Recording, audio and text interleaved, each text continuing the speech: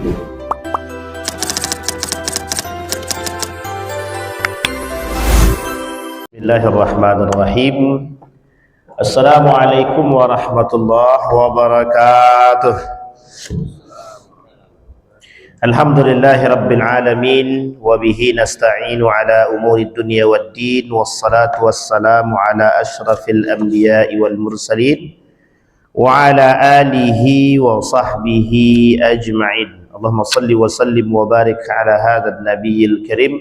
Allahumma salli ala Muhammad wa ala ali Muhammad fil alamin innaka Hamidum Majid.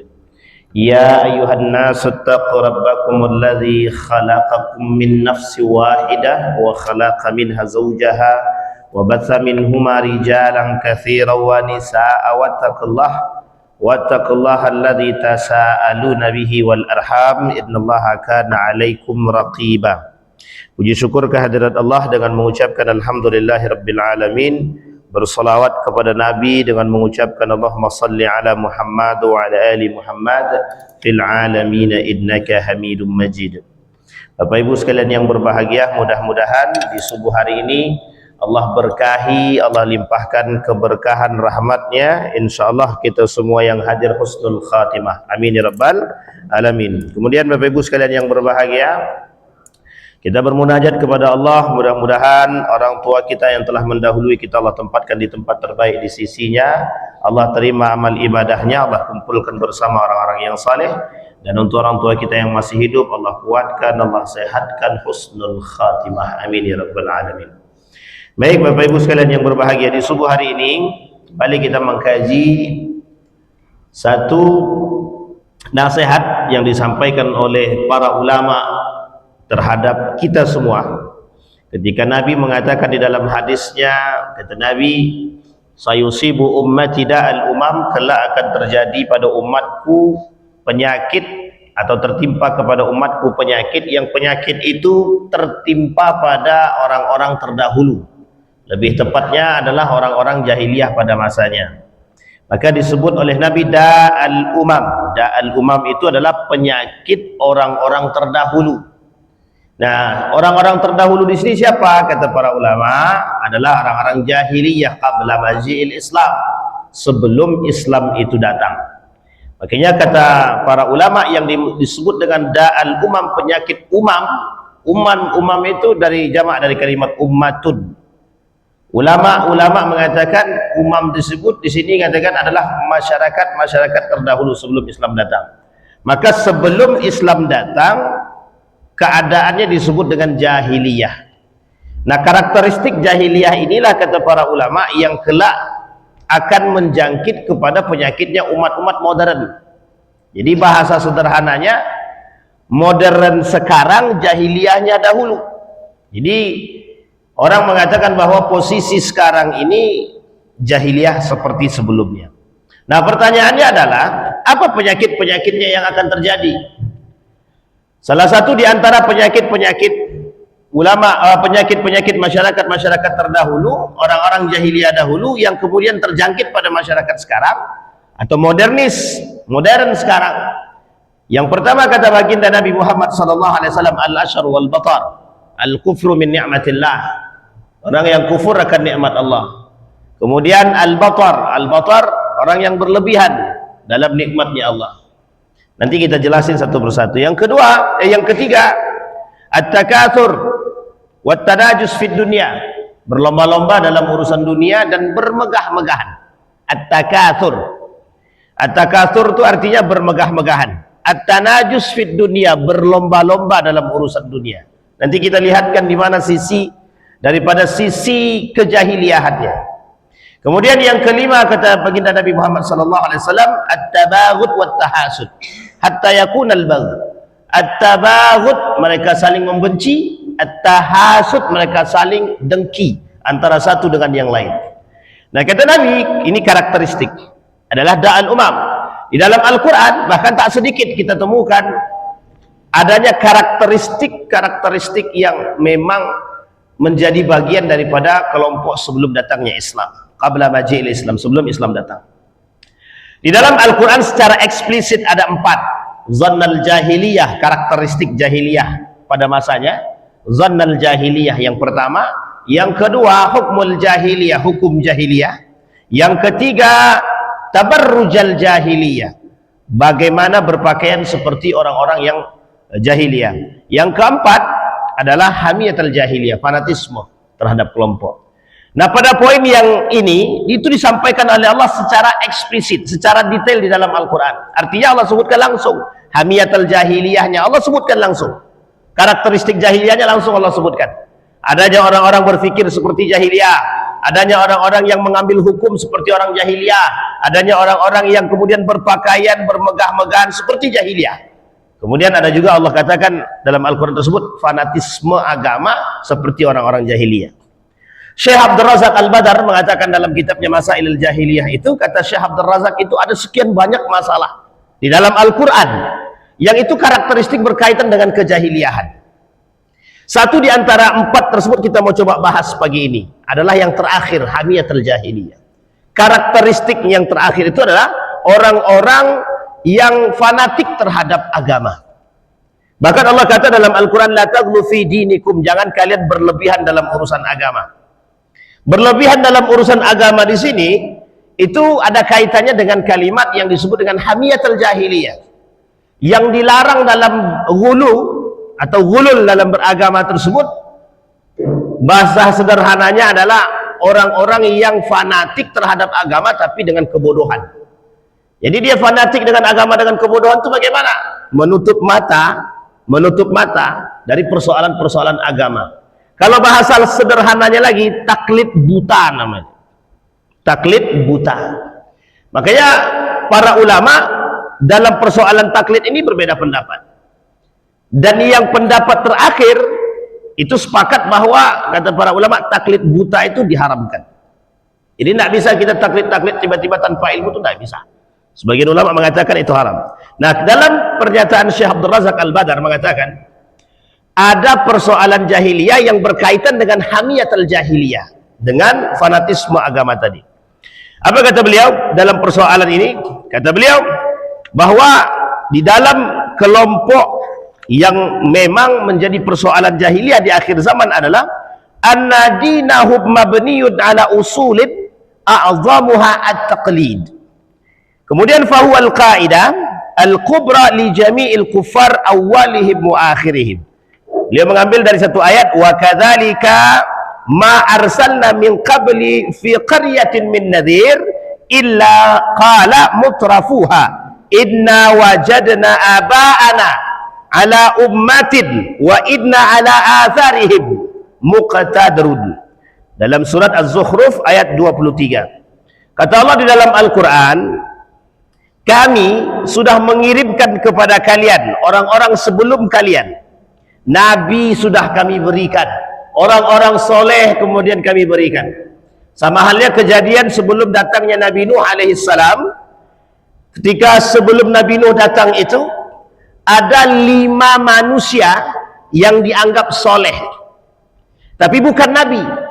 Sama halnya cerita seperti Luqmanul Hakim. Wa idh qala Luqmanu li ibnihi wa huwa ya'idhu ya bunayya la tusyrik billah. Ini ikhtilaf para ulama. Kata para ulama, ada yang mengatakan Luqman ini nabi, tapi sebagian besar mayoritas ulama mengatakan Luqman bukan nabi tapi qadi.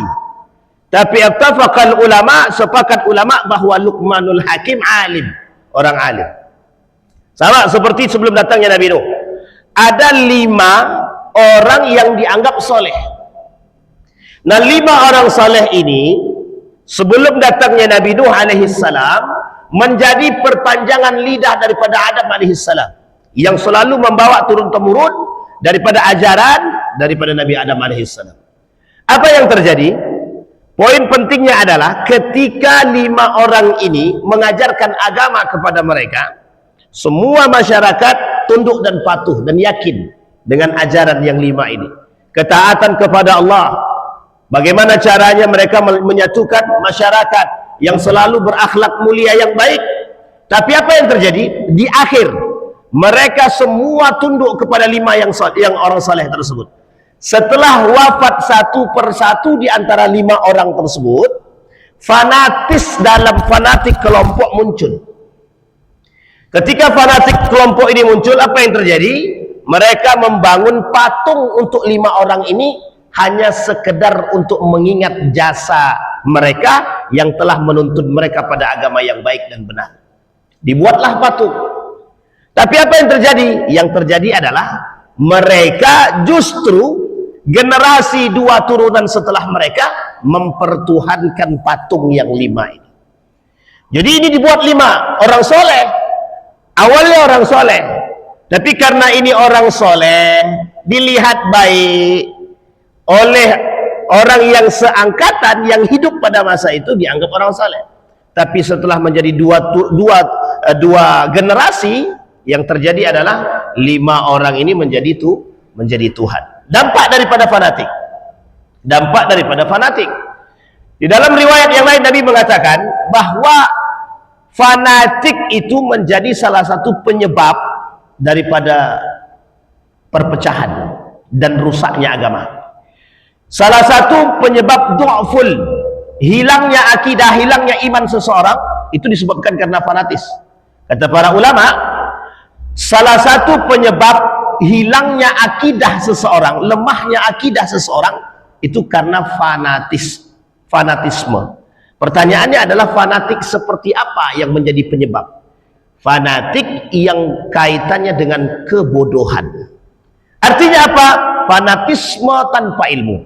Nah, di dalam kalimat yang tadi kita sampaikan oleh Syekh Abdul Razak Al-Badar, ketika mereka dikirimkan kepada mereka orang saleh, nabi yang munzirul qaum, yang memberikan peringatan kepada mereka, yang mengajarkan mereka, yang yu'allimuhumuddin, yang mengajarkan kepada mereka agama. Tapi kemudian menjadi persoalan bagi mereka adalah ketika mereka hanya bisa bertaklid, tapi taklid yang mereka lakukan adalah buta. Pertanyaannya adalah apa yang disebut dengan taklid? Ini menjadi poin kita. Yang disebut dengan taklid adalah mengikuti atau mengutip pandangan para ulama tanpa ilmu dan tanpa alasan. Kita ulangi sekali lagi. Mengikuti pandangan para ulama tanpa ilmu, begitu juga tanpa alasan. Inilah yang disebut dengan taklid. Sehingga oleh para ulama dalam kaitan ini ada banyak hal yang menjadi persoalan dalam taklid tersebut. Ada ulama yang mengatakan taklid itu tidak boleh. Imam Ahmad ibn Hanbal, mereka sepakat bahwa tidak boleh melakukan taklid, tetapi boleh melakukan ittiba. Nah, jadi nanti ada perbedaan, ada ijtihad, ada ittiba, ada taklid. Muhammadiyah pakai ittiba, bukan taklid. Tapi sebagian kalangan mereka menggunakan taklid, karena ada taklid yang dibolehkan dan ada taklid yang diharamkan. Nah, sebagian lagi orang-orang yang berilmu disebut dengan ijtihad. Maka manusia dalam tingkatan ini ada tingkatan. Yang pertama, ada manusia yang berilmu. Manusia yang berilmu, bolehkah mereka bertaklid? Bolehkah mereka ittiba? Bolehkah mereka berijtihad? Itu ada poinnya masing-masing. Kemudian yang kedua, ada manusia yang pertengahan. Berilmu tinggi tidak, bodoh juga tidak. Maksudnya awam juga tidak berilmu juga tidak. Tapi tengah-tengah. Apa yang boleh mereka perbuat? Apakah ittiba? Apakah taklid? Apakah ijtihad? Ini juga ada poinnya. Nah, orang awam yang di bawah itu, yang di bawahnya tingkatan ketiga yang disebut dengan awam, mereka diharamkan bertaklid buta. Bertaklid buta. Bahkan mereka dianjurkan untuk berittiba. Tapi mereka tidak dianjurkan berijtihad. Nah, ini poin penting bagi kita semua. Jadi Bapak Ibu sekalian yang berbahagia, mengapa hari-hari ini, kata Syekh Hasim Al-Ash'ari, begitu juga Syekh Kiai Haji Ahmad Dahlan itu, banyak orang-orang di akhir zaman itu yang menjadi ahlul hukum, ahlul fatwa, mufti baru. Jadi mereka pandai berfatwa, berijtihad, seolah-olah ini hukum dari dia. Padahal tak bisa begitu. Kalau kita hari ini tak bisa berpendapat dengan pendapat kita, tak bisa. Kenapa? Persoalan agama itu sudah disampaikan oleh para ulama. Kita hanya menukil perkataan para ulama. Kita ambil contoh tentang fatwa riba misalkan. Lah kita tidak bisa mengatakan, oh riba itu menurut pandangan saya halal. Ya, siapa Anda? Anda berilmukah? Apa derajat ilmu Anda? Untuk menjadi seorang mujtahid saja, mujtahid yang boleh berfatwa, syaratnya banyak, besar. Salah satu diantaranya minimal 6.000 hadis dia hafal. Itu minimal. Al-Quran dia hafal. Itu minimal. Bahasa Arab dia paham. Itu minimal. Tafsir Al-Quran dia paham. Itu minimal. Nah, sekarang pertanyaannya hafal Quran. Oke. Hafal hadis baru 1.000 pun tak sampai. Tapi sudah jadi ahli fatwa. Boleh berfatwa. Ya, siapa Anda? Ini yang menjadi persoalan kita. Makanya dikhawatirkan oleh Nabi di akhir zaman. Yang paling dikhawatirkan oleh Nabi di akhir zaman itu munculnya orang-orang ahli fatwa, tapi mereka tidak ahli fatwa. Yang punya hak menghalalkan dan mengharamkan cuma satu, Allah. Yang punya hak menghalalkan dan mengharamkan itu Allah. Makanya tidak ada manusia yang berhak memfatwakan sesuatu, tidak boleh. Mereka hanya menukil hasil ijtihad para ulama. Mereka hanya menukil perkataan baginda Nabi Muhammad SAW. Mereka hanya menukil perkataan Allah. Keharaman sesuatu dalam syariat Islam itu hanya bisa dinukil, tidak bisa difatwakan sendiri, tak bisa. Kita ambil contoh misalkan, bagaimana hukum daripada penjual parfum. Sementara dalam hadis Nabi dikatakan, orang yang mau sholat tidak boleh pakai parfum yang ada alkoholnya. Dan ini ikhtilaf. Tapi ulama sudah bahas. Dan kita hanya menukil perkataan para ulama, bukan memfatwakan kembali. Nah, ini poin penting bagi kita untuk kita pahami. Karena standar beristihad itu ada. Jadi kita tidak bisa beristihad. Tapi Umar bin Khattab pernah beristihad. Pada saat itu, derajat Umar bin Khattab itu tak sama dengan kita. Umar bin Khattab punya tingkat keilmuan yang tinggi, agama yang baik. Berada di sisi baginda Nabi Muhammad SAW. Kalau saat itu dia beristihad karena hanya sebagian kecil daripada orang yang mengerti agama. Salah satunya adalah Umar bin Khattab. Makanya dia beristihad tentang salat tarawih, beristihad tentang pengumpulan Al-Quran, dan istihad-istihad yang lain. Itu istihadnya Umar bin Khattab. Pertanyaannya adalah, salahkah istihadnya Umar bin Khattab? Pertanyaannya adalah, apakah Umar bin Khattab itu beristihad karena hawa nafsu dia? Itu yang menjadi poin bagi kita hari ini. Nah, orang sekarang demi kepentingan kelompok, fanatik kelompok tadi, mereka beristihad. Pertanyaannya, apa istihad Anda atas kepentingan itu?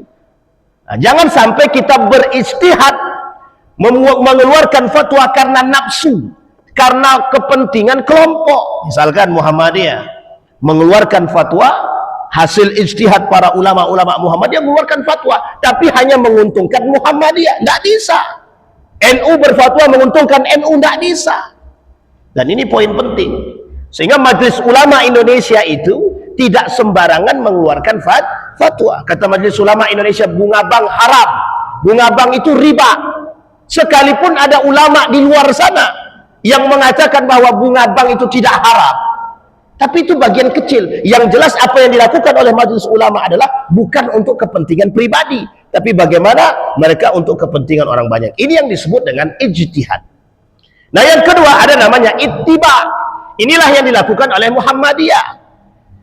Para ulama, semua mayoritas para ulama termasuk 4 mazhab ini, mereka bersepakat, bukan bersepakat, mereka juga ikut mengatakan membolehkan ittiba.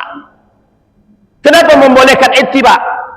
Bahwa hari ini makna ittiba itu adalah mengikuti dengan dalil, mengikuti perkataan ulama, perbuatan para ulama dengan dalil Quran dan Sunnah. Inilah yang menjadi alasan sebagian kalangan, termasuk orang-orang yang berpahamkan Imam Ahmad ibn Hanbal, bermadhabkan Hambali, Imam Ahmad ibn Hambali, yang bermadhabkan Hambali, berittiba. Pengikut Imam Ahmad ibn Hanbal berittiba kepada Imam Ahmad ibn Hanbal. Pengikut Imam Abu Hanifah berittiba kepada Imam Abu Hanifah. Pengikut Imam Asy-Syafi'i berittiba kepada ajaran yang dibawa oleh mazhab Imam Asy-Syafi'i. Nah, ini poin penting, Pak. Jadi, Muhammadiyah mengambil poin itu. Dia tidak bertaklid, tapi mereka berittiba. Apa ittiba'nya? Ittiba dengan perkataan Allah Subhanahu wa taala dan Rasulullah. Ittiba dengan dalil Quran dan sunnah. Makanya istilah di dalam Muhammadiyah sama, memahami Al-Quran dan sunnah sebagai bentuk ajaran. Pertanyaannya adalah, apakah kembalinya kepada Al-Quran dan sunnah itu secara tekstual atau seperti apa? Muhammadiyah tidak. Muhammadiyah memahami Al-Quran dan sunnah mengembalikan kepada makna tafsir yang baik, sehingga tidak mengenyampingkan pandangan-pandangan para ulama-ulama. Mana yang bisa dibawa, mana yang baik, yang bisa dipakai dalam ajaran kehidupan, itu yang dipakai. Jadi Muhammadiyah tidak menolak seutuh, dan Muhammadiyah tidak menggunakan dalil tersebut dalam versi tekstual. Ini harus dipahami. Tekstual itu apa maksudnya? Apa yang tertulis di Al-Quran, lakukan, tanpa mau memahami isinya, tanpa mau melihati kondisi keadaan. Nggak bisa. Kita harus mengerti. Maka dalam urusan tafsir itu banyak. Ada tafsir pada maudhu'i, mahali, dan lain sebagainya. Dan ada corak-coraknya. Ada tafsir corak hukum, corak budaya, dan lain sebagainya. Dan ini dipelajari oleh para ulama. Termasuk salah satunya Syekh Yusuf Al-Qaradawi. Jadi Bapak Ibu sekalian yang berbahagia, di dalam persoalan ini itu menjadi poin bagi kita. Mengapa yang dianjurkan oleh para ulama bukan taklid, tapi justru kepada ittiba. Tapi sebagian kalangan ada yang mengatakan ikut bertaklid, karena memang sebagian ulama mengatakan boleh bertaklid. Nah sekarang kita lihat, adakah taklid yang dibenarkan? Ada. Apa taklid yang dibolehkan? Kata para ulama, taklid yang dibolehkan itu adalah bertaklid kepada seorang ulama, tapi tetap berdasarkan pada pengetahuan. Dan ini hanya diberikan kepada orang-orang yang, mohon maaf, yang disebut dengan derajatnya awam. Jadi standar tingkatan manusia tadi, ada yang berilmu, ada yang pertengahan, ada yang awam. Bagi mereka yang awam ini dibenarkan bertaklid, tapi dengan catatan memiliki sedikit pengetahuan. Tetapi ada yang taklid yang diharamkan, ada. Sekarang pertanyaannya, apa taklid seperti apa yang diharamkan? Yang pertama, ini yang kaitannya dengan apa yang disampaikan oleh Syekh Abdul Razak Al-Badar tadi. Taklid yang diharamkan itu, kata para ulama, adalah taklid yang mengikuti ajaran nenek moyang dan berpaling daripada wahyu Al-Quran. Kita ambil contoh, hamiyatul jahiliyah, fanatisme kelompok jahiliyah yang terjadi pada masa dahulu. Yang kedua, ada yang disebut dengan hukmul jahiliyah. Sekarang kita lihat, kita kembalikan kepada poin. Menurut nenek moyang kami dulu, kalau kami duduk di pintu maghrib, berarti tandanya kami siang. Nah ini yang seperti ini. Dan itu menjadi sebuah tradisi. Yang menjadi tradisi ini kelak menjadi satu hukum. Nah ini yang menjadi masalah. Kalau dalam bahasa agama disebut dengan tiarah. Tiarah tidak boleh. Atau bahasa lainnya adalah, bukan peramal, apa namanya, mitos. Mitos yang menjadi hukum. Ada contoh yang lain, ada bintang-bintang. Bintangmu apa? Capricorn. Berarti Capricorn itu sial manusianya. Atau apalagi bintangnya Sagittarius, apalagi bang? Aries dan itulah pokoknya. Nah ini masalah anak muda sekarang, dan perlu dipahami bahwa, mohon maaf, ini bukan tradisi Islam dan ini bukan ajaran Islam. Sagittarius, Capricorn dan lain sebagainya bukan bagian daripada Islam, dan ini bukan daripada ajaran Islam. Kita telah mengikuti ajaran orang-orang terdahulu yang berpaling daripada wahyu, seolah-olah apa yang terjadi dalam batasan-batasan tersebut adalah itu yang menjadi poinnya. Contoh, orang yang lahir di bulan Desember, Januari, berarti dia Capricorn, pasti Capricorn. Karakternya mesti seperti itu. Dan kita meyakini, kalau kita meyakini seperti ini dan mengikuti taklid kepada pemahaman terdahulu, itu berpaling daripada wahyu Al-Quran. Dan ini tidak bisa dibenarkan. Jadi banyak persoalan-persoalan terdahulu yang hari ini dilakukan oleh umat manusia, yang hari ini diikuti oleh umat manusia. Makanya bahasa sederhana kami hari ini adalah, modern sekarang itu sebenarnya jahiliyah pada masa dahulu. Apa maksudnya? Hari ini kita modern, dulu orang itu jahiliyah. Yang dibuat oleh manusia hari ini adalah telah dibuat oleh pada orang-orang jahiliyah pada masanya. Hanya saja perbedaannya pada saat itu tidak ada teknologi. Sekarang ada teknologi. Nah, orang yang berlebihan dalam teknologi, apa bedanya dengan mereka yang dulu, mohon maaf, tidak memiliki teknologi tapi fanatiknya berlebihan? Sama. Ada orang yang mempertuhankan AI misalkan, sama. Apa bedanya? Ada orang yang mempertuhankan ChatGPT, sama. Jadi seolah-olah ChatGPT, seolah-olah AI sudah menjadi Tuhan terbaru, Dajjal baru hari ini. Dan itu menjadi persoalan kita hari ini. Baik. Nah, apa kata Allah di dalam Al-Quran? Wa idza qila lahum ittabi'u ma anzalallahu qalu bal nattabi'u ma alfayna ma wajadna alaihi aba'ana aw law kana asy-syaitan yad'uhum ila adzabis sa'ir. Apa kata Allah di dalam Al-Quran? Apabila dikatakan kepada mereka, ikutilah apa yang diturunkan kepada kalian dari Allah Subhanahu wa taala. Mereka menjawab, tidak, tapi kami mengikuti ajaran nenek moyang kami. Dan ini pernah kita temukan di salah satu tempat, bahwa Islam sholat Jumat dia sholat, tapi sesajenan dia juga iya. Loh, ini gimana coba itu? Ini nama kalau mencampur adukkan namanya sinkritisme. Satu sisi dia beribadah kepada Allah, satu sisi dia beribadah kepada Tuhan yang lain. Nah, ini bahaya, mencampur adukkan ini bahaya, namanya sinkritisme. Nah, apa dampak daripada sinkritisme? Menduakan Allah. Apa dampak daripada menduakan Allah? Kufur. Apa dampak daripada kufur? Tidak Allah terima semua perbuatan amal ibadah dia, tak Allah terima. Jadi solatnya tak Allah terima, sedekahnya tak Allah terima, semua perbuatan amal soleh tidak Allah terima kalau masih menduakan Allah. Menduakan Allah tidak bisa. Nah, ittiba, kita mengikut, mohon maaf, kita telah mentaklid perbuatan-perbuatan orang-orang terdahulu. Sampai kita katakan nikah itu wajib pakai nikah adat. Nah, kalau ada yang mengatakan wajib pakai nikah adat, berarti tandanya dia telah mengikuti ajaran terdahulu. Pertanyaannya adalah, mana yang wajib, nikah agama atau nikah adat? Kalau nikah adat lebih wajib daripada nikah agama, otomatis ini berpaling daripada hukum dan keluar daripada jalur agama, dan itu disalahkan, tidak bisa. Pokoknya wajib nikah secara adat dulu, baru dia nikah agama. Atau kalau dia sudah nikah agama, dia harus nikah adat lagi. Loh, siapa yang mengharuskan? Siapa yang mewajibkan?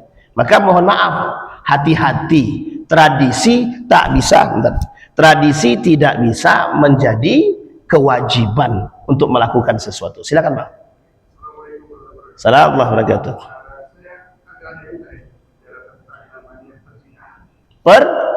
Perzinahan.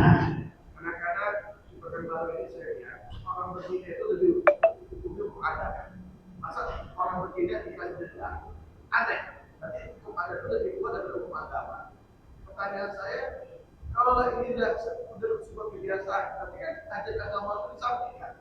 Seharusnya orang dikawinkan aja daripada didenda. Masa orang yang udah begini didenda? Ini aneh. Oke, terima kasih. Jadi kembali kepada poin tadi. Ya, sebenarnya bukan hanya persoalan zina saja, dan persoalan-persoalan lain banyak. Persoalan warisan misalkan. Kadang orang lebih condong menggunakan hukum adat ketimbang hukum agama.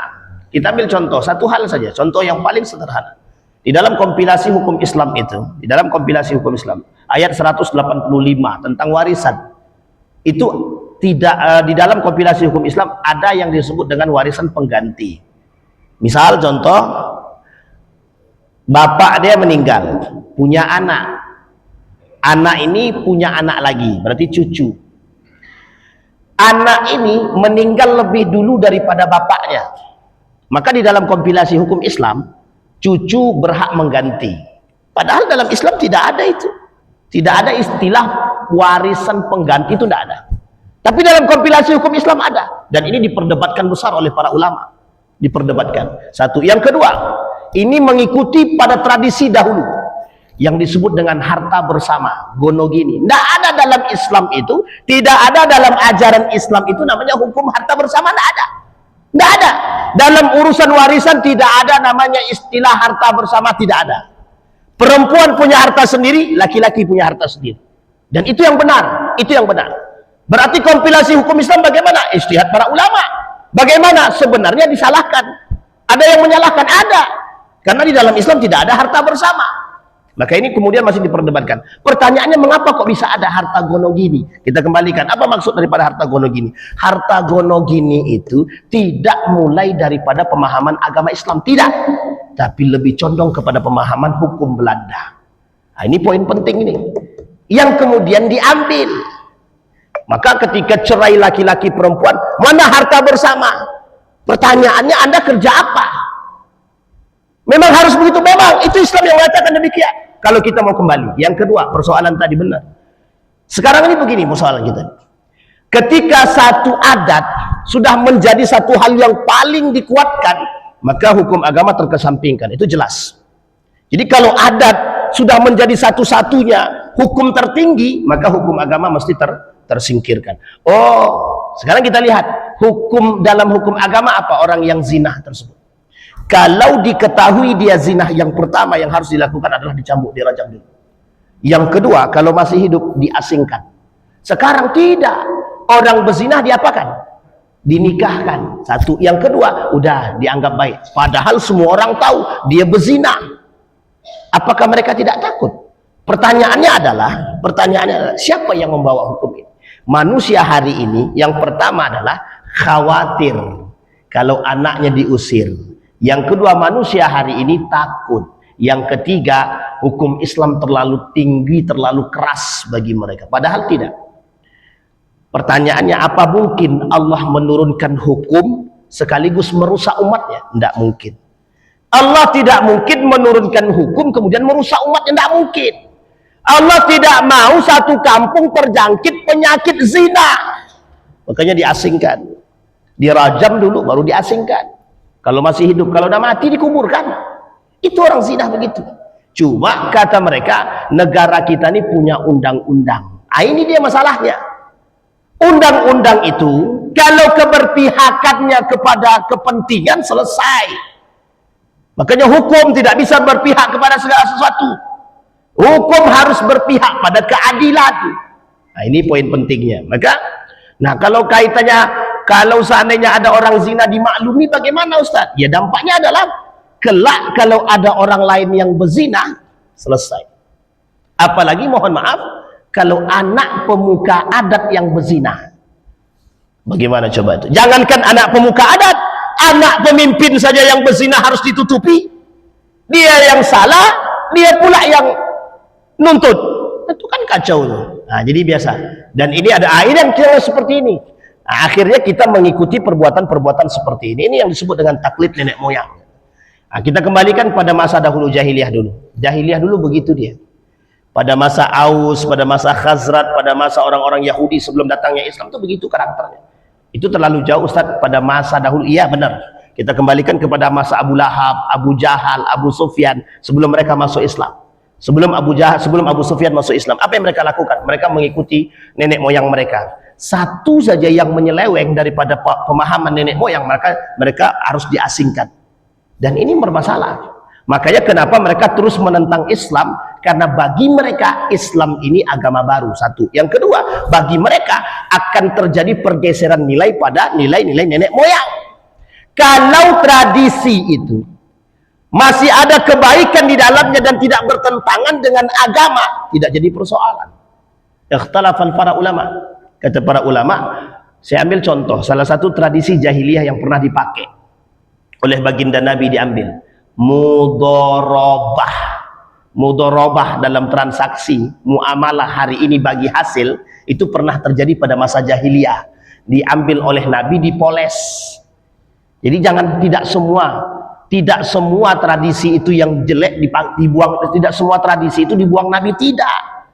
Baca Al-Quran itu, banyak tradisi-tradisi orang-orang Arab itu yang masih dipakai dari yang baik-baik oleh baginda Nabi Muhammad SAW.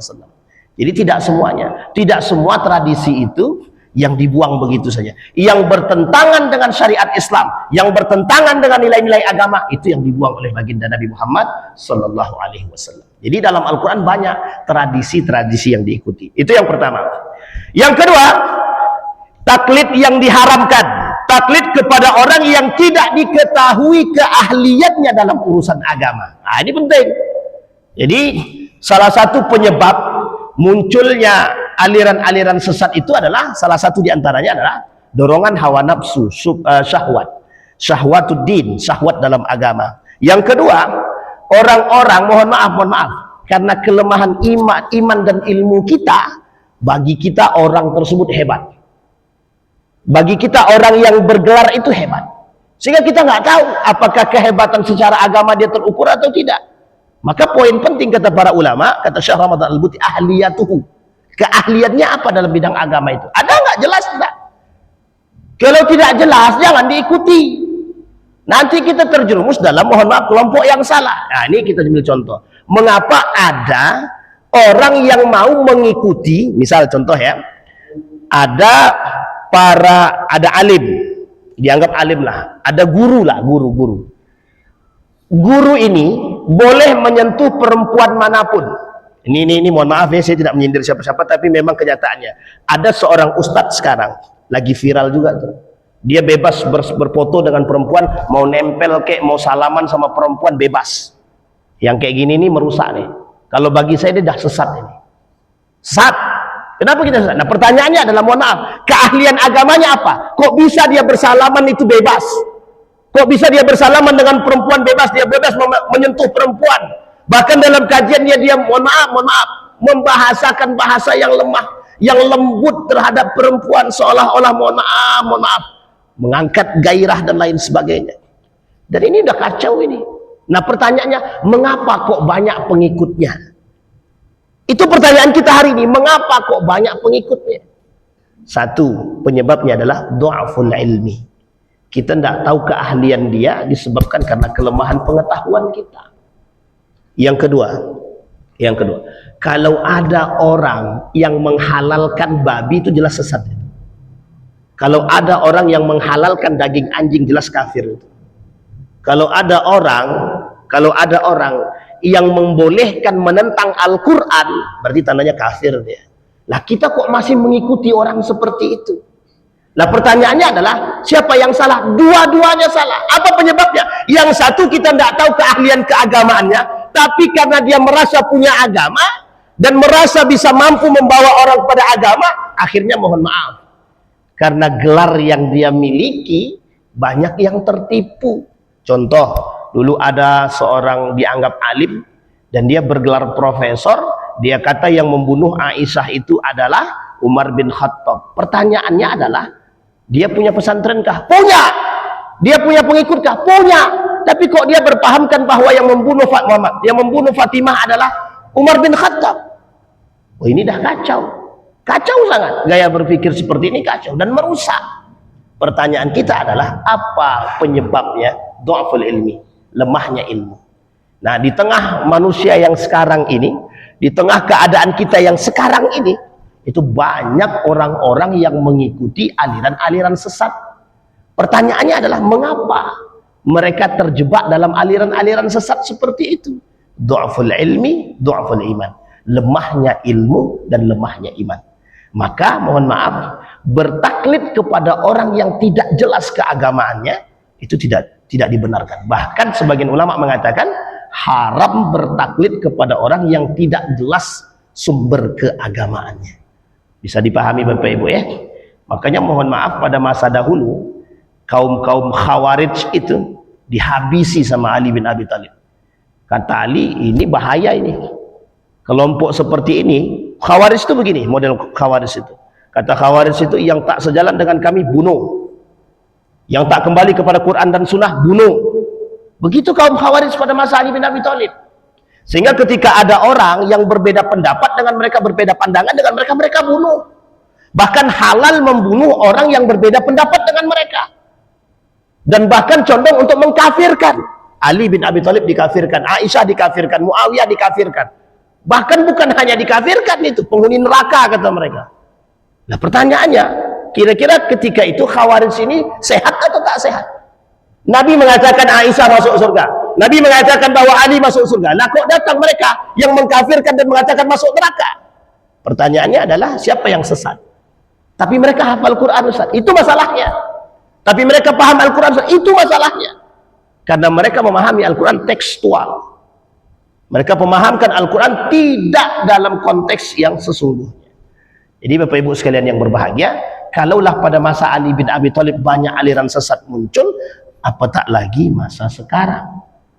Jadi kemudahan untuk muncul aliran sesat pada masa ini lebih daripada pada masa dahulu. Pada masa dahulu Ali bin Abi Thalib hidup, Umar hidup, Utsman hidup, sahabat Nabi masih banyak yang hidup, tapi masih banyak aliran sesat. Bahkan Nabi palsu lahir 7 orang ketika Nabi masih hidup.